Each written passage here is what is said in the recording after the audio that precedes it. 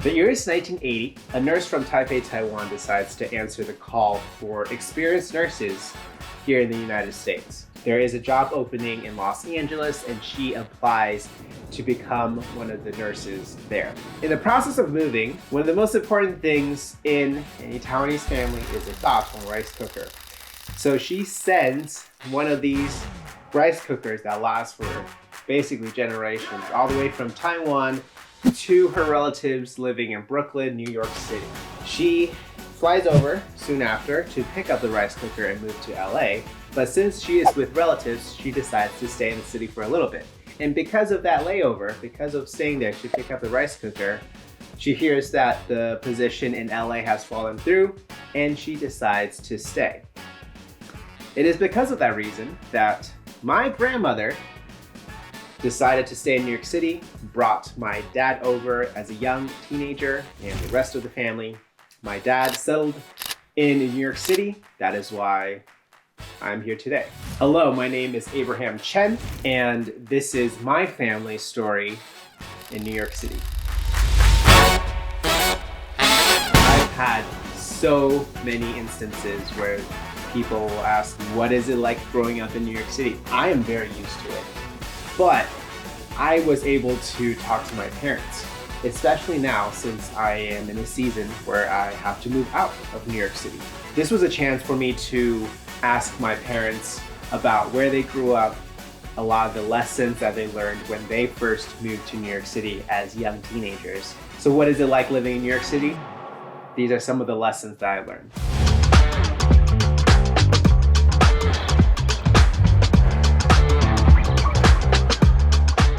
So Brooklyn is one of the more well-known boroughs in New York City as well.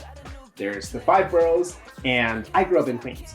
But once again, my family started out in Brooklyn, and I would hear so many stories about 80s Brooklyn where my dad grew up. Bruce Lee was a big deal. That and Jackie Chan was at its height. It was a fun era, but I realized that even though I visited churches and friends in Brooklyn, I never seen where my dad actually grew up. It was so cool to actually go find the ice cream shop, to find Carvel, and to see the apartment where my dad first settled, half a block over the store where my relatives did business. This is the corner where our first house apartment is. I remember I have a jet lag, so in 2 o'clock, 3 o'clock in the morning, I would stare out from the window towards the light. Stop to go, orange to white. And thinking years later how it really represented his life, where the Lord would open doors to walk, other times he would close doors. It was a very clear stop. The Lord really does open doors, just like how he brought my family, both sides of the family, from Taiwan to New York City into this very unique, diverse culture, and how the Lord has stopped certain paths, opened other paths for us to grow as a family. That is definitely something that my dad has impressed on me. Now, Manhattan is the borough that everyone thinks of when they hear New York City. It's truly skyscrapers, hustle and bustle. There's the really cool spots that people go see all the time, like Times Square, which we New Yorkers avoid because of all the tourists. But then there's so many other cool spots that have meant so much to me. It was Manhattan where I was first able to have a camera and start shooting. One of my favorite spots is the High Line, just the park that is on the west side that goes from Midtown, Hudson Yards all the way down and passes through Chelsea Market and all that. And it's just a beautiful walk. So many videos that were filmed there. And it was in Manhattan that my dad taught me to see the world in a different way, to see the world through a lens, how to frame. And if Brooklyn taught my dad, and through that taught me to look up to the Lord, I think my dad in Manhattan and my family, by extension, all my aku and I, all my uncles and aunts, Akko, who took me around the city, really helped open my eyes to, again, the world that was New York City and the gateway to so many other nations and cultures. So we New Yorkers call Manhattan the city. It is the big downtown out of the many downtowns throughout the 5 boroughs. But all the way on the other side of Manhattan is Long Island. We New Yorkers often have a bit of fun with Long Island because it's the suburban, beach area that's outside of the city.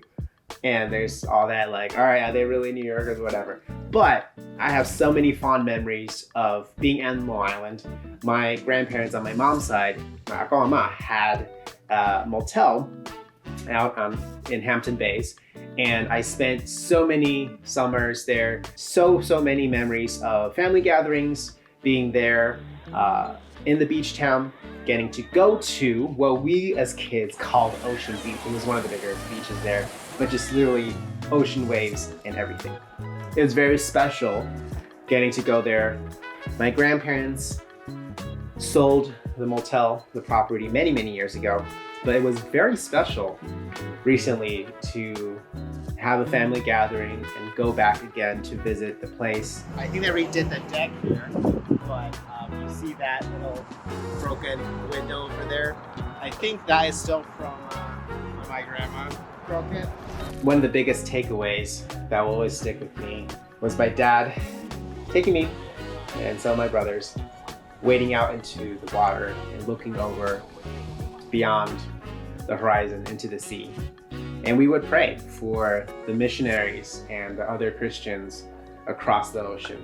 I really think that it's such a blessing to be in New York, to be in New York City, one of the most diverse cities in the country, if not the world, where you have just so many people from everywhere. Not only to be able to see these cultures, but to pray for them and to pray for God's kingdom and to support our missionaries throughout the world.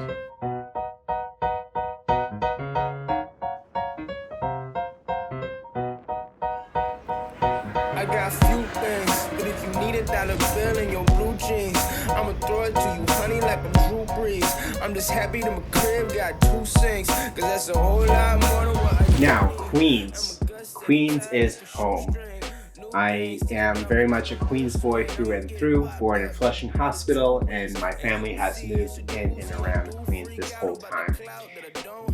This borough is one of the most diverse neighborhoods in the country, if not the most diverse. And so I was very much used to growing up around so many different languages and peoples. I grew up in a Greek community that slowly turned Korean, 10-minute drive away from downtown Flushing, which is the largest Chinatown in the country.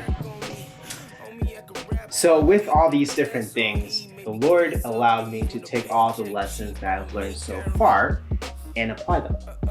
Queens taught me the value of family. Of course, going to church here in Queens, from Covenant of Faith to North Shore Baptist Church. Shout out to North Shore people if you're watching this. There's been so many people in Queens and around that have helped me grow in my faith alongside of my family, my brothers, and finding ways to make memories. Especially with the food, you can't, like, there's Manhattan and people talk about that, or Brooklyn, but man, like Flushing food, you don't know how much you miss New York City food until you've been away from Queens for a while. A very recent moment, even with this very project that I think sums up Queens so well for me. I was in my backyard, Corona Park, with the famous Unisphere and all the other World Fair locations. But then filming itself was a little difficult. It was dark. I was nervous. And literally 3 Hispanic guys just rode up on their bikes. They saw us filming. They asked about the YouTube channel. They subscribed. We just got talking for a few minutes. They were believers who went to a local church beyond the park. And they just paused and prayed for the shoot and prayed for the Lord's will to be done, and went on. And it was so encouraging. There's been so many moments. It is New York City, so there's plenty of the what people call rudeness, but it really is people respecting your personal space in a crowded city. There are so many people who do care. It is such a tight-knit neighborhood where you have the craziness, you have just people upon people. But at the end of the day, it is a bunch of small towns all smashed together. There is nothing like being in a crowded bus and screaming backdoor for someone to open it, you know, when the bus is moving on, or just being in the subway and random acts of kindness, or just running into people on the streets when you don't expect it, but you still do that a lot because it kind of is a small town kind of vibe. At the end of the day, I will always appreciate Queens as home, as the place for good food, and the place that has my family and taught me the value of family. Well, ain't no stopping us now or never. Me and mine just fine, no matter the weather. So feeling good, feeling great. Not a worry inside. So what is it like living in New York City? What lessons am I taking into this next season of life? New York City is, to me, truly its people, the community, family. There's so much I owe to this city, and it is the city that raised me, that showed me so many things, showed me so many different cultures, and has allowed me to have the perspective I have today. New York City is a very busy place. It is the city that never sleeps. But through that chaos, if you will, the Lord truly has led, and I've very clearly seen that from how He's led my family from Taiwan to Long Island for my mom, to New York City itself, to Brooklyn with my dad, and through that rice cooker, making things happen. I've seen how if you're willing to listen, there are lessons to be learned wherever you are, even in the hustle and bustle. And so I think that's a challenge that I bring to wherever I am. I know that the Lord leads. I know that He has taught me so much in this city that I grew up in. And it will always be home. There will always be New York in my blood. But at the same time, just like that traffic light that my dad watched that first night in New York, I know that there are times where the Lord says go, and there are times where the Lord says stop. If you're willing to listen, there are lessons to be learned there. And wherever you are, wherever I am, the Lord will lead.